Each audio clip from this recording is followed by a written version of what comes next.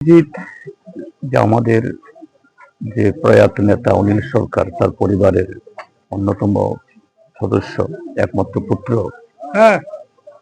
তার প্রয়াণে আমরা গভীরভাবে শোকাহত এবং তার স্ত্রী, পুত্র, কন্যা তাদের প্রতি আমাদের পার্টির তরফ থেকে এবং আমার ব্যক্তিগত তরফ থেকে গভীর সমবেদনা জ্ঞাপন করছি। অভিজিৎ সরকার আমাদের অত্যন্ত শ্রদ্ধেয় প্রিয় নেতা কমরেড অনিল সরকারের একমাত্র সন্তান।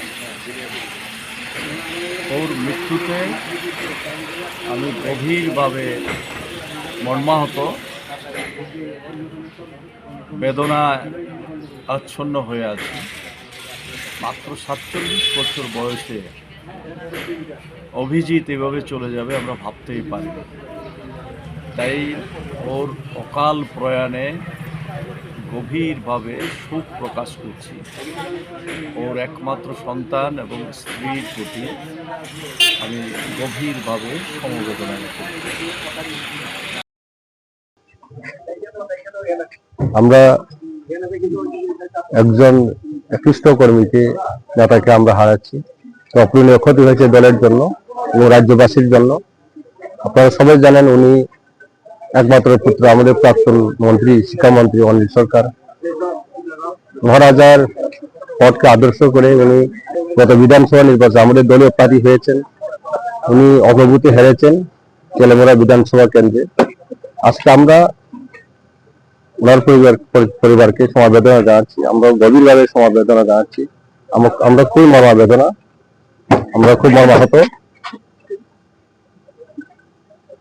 আমরা কি কথা বলবো আর, খুব আমরা অপূরণীয় ক্ষতি হয়েছে আমাদের দলের জন্য। সরকার আমাদের এক্স ক্যান্ডিডেট ছিলেন ত্রিপুরা মাথায় তেলামোড়া কনস্টিটিউয়েন্সিতে। আজকে উনার মরদেহ কলকাতা থেকে আনা হয়েছে। আমরা আমাদের ত্রিপুরা মাথার পক্ষ থেকে ওদের পরিবারের প্রতি শ্রদ্ধা এবং সমবেদনা জানাচ্ছি।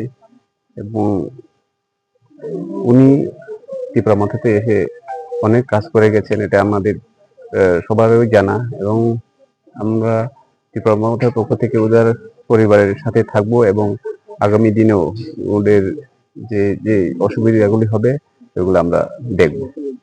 অবশ্যই আমাদের ক্ষতি হয়েছে এবং একদম এটা অপূরণীয় ক্ষতি।